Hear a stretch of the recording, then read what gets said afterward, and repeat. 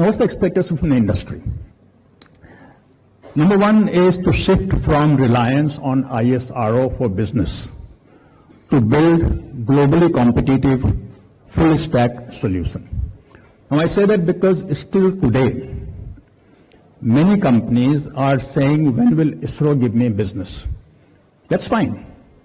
But the business has to be beyond what ISRO will do for the industry. You have to reach out to the other sectors. You have to reach out to other government departments, while in space will help, but you'll have to reach out. And we'll reach out outside India. The capability that Indian companies have need to be demonstrated much more aggressively outside India to generate business. Second, engagement with users need to happen early. You have to reduce the time to market. Solution is needed now. No department of government is going to wait for 3 years for you to provide a solution to the problem that they're facing. And also, a very insightful point here is that often we have a solution looking for a problem. We have to have a problem looking for a solution, and not the other way around. Third is to innovate with speed, scale, and accountability, and move away from the build to print mentality to designing yourself, to innovating yourself. I think many of the newer companies are doing that. Some of the older companies still are in build to print mode, which they have to move out of. And I think space associations like SIA have very, very important role to play in bringing it all together.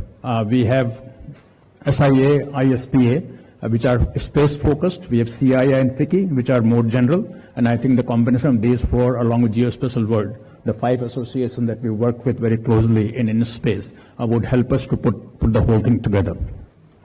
So I think if I have to summarize, one is space technology. On the space technology, the expectation is that we need to build foundational model for geospatial and Earth observation applications, leveraging AI, ML, and data fusion. And this is something that I think is really needed. There is so much that is happening outside the space sector in terms of technology that have to be brought inside the space sector, and no better people do that than the private sector people who are here in this room.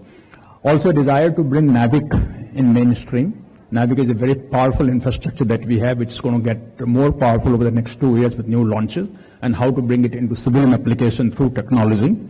Space IoT is something that we need to look at much more aggressively. And the usual thing that we talk about, which ISRO is completely aligned with and working on, are reusable rockets, in orbit servicing, space robotics, space manufacturing, and so on. So just to put it all together, I would say that we need in India a unified vision across all the stakeholders. Synchronized and strategic progress needs to be made. Industry needs to work on large anchor projects or problems to drive all stakeholders together, and we have to see a playground not as corridors of Delhi, not even as whole of India, but the whole of world, the global playground. And we need faster execution of programs. India's space economy is moving from vision to reality, slowly, but steadily. The leap from capability to ownership, and from domestic relevance to global ownership, something rests on the shoulders of the industry. In space, as I said, will continue to be committed, enable time for industry to lead with urgency, boldness, and a global mindset. So let me conclude by saying that let's work together to make India not just space capable, but space competitive, space strategic, and truly space. If you like the video, do like, comment, share, and subscribe.